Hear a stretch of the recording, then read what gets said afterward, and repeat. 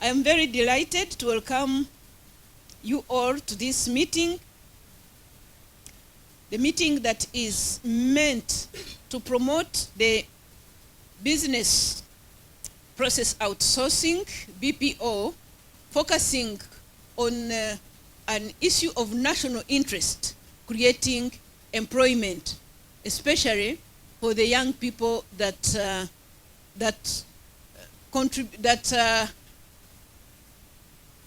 of a big proportion to in our national population.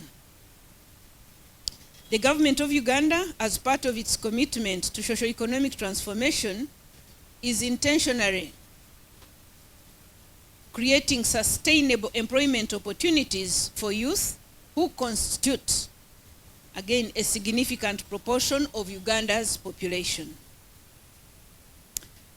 As the State House Investors Protection Unit, we view the BPO industry as a pathway to positioning Uganda as a global hub for service export, talent sourcing, and talent export. With a youthful population that is over 700,000 reaching the work age each year, according to the National Planning Authority, BPOs have the resource we need to provide opportunities for the global outsourcing industry. One of our advantages as an economy, or Uganda's economy, is the blessing of a young force that is so much in tune with modern trends of information, communication, and technology.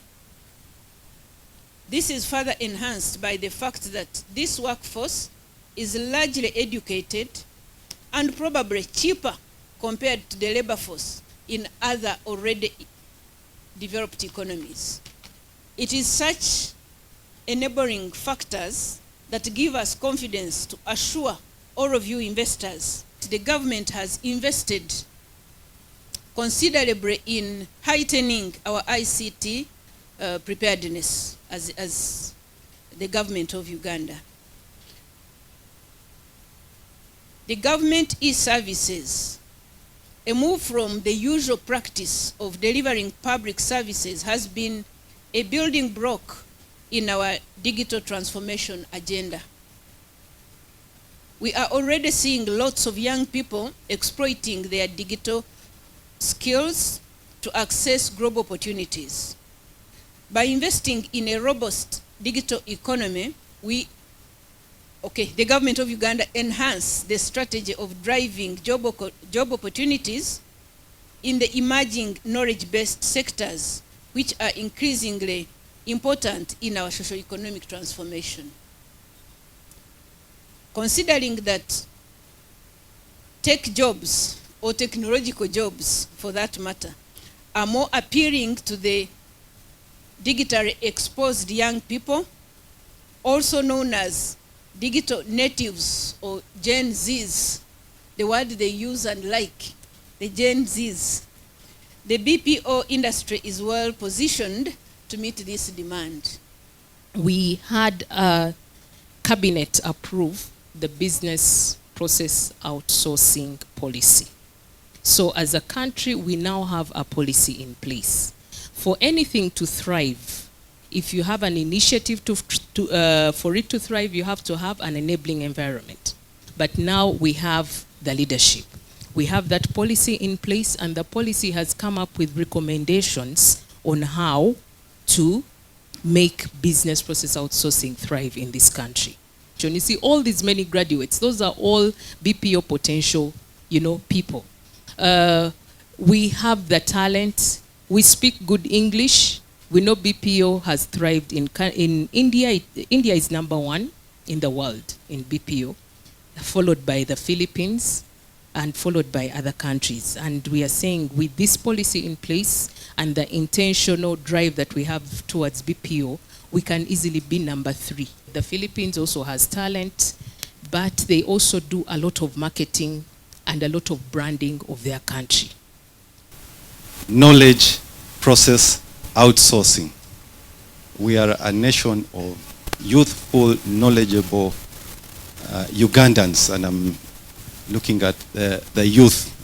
These are jobs that are going to create, it's going to be a ripple effect, and it's a multiplier effect of not less than 3 times. So for every job that you create for the youth in this sector, it will create 3 other jobs down the street. They think it is call centers, and others think it is only for IT.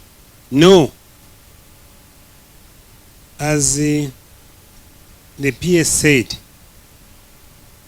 BPO is something that we practice in our homes every day, because you have maids, you have people who look after your gardens, and some of you have even people who come home, their work is to wash your cars, because you can't wash your car. As a council, we have tried to see, do we have chance to excel and be beyond many countries? Yes. You can't. The policy is a guiding framework. And for purposes of effectiveness and enforcement, we may need a law, not covering everything, but covering the critical parts, which, for instance, need serious enforcement by the government. Don't do this, no, shall do ABCD. Don't do this, shall do ABCD. You cannot do that in a policy. So I wanted to know from the officials whether, and really, this is a critical matter. By now, by the time the policy came out, we should have also had a regulatory legal framework. So we want guidance on that. Thank you so much. If we can just do one thing, focus on outsourcing. For this year, let's see how we can outsource some of the non-critical operations. That, for me, will crack it. We need to address the issue of these younger people, and they come with these suggestions. One of them, there is a government program called Skilling the Unskilled. Some young people were saying, can't we also skill the skilled? Must we leave them because they have got degrees? Must we leave them? And now they keep, because they are potential threats, they are being recruited into other subversive activities, and in the process they also curtail other government programs. Thank you, Kano, for inviting me here. I've learned a lot. I'm just proposing what I'm picking from here.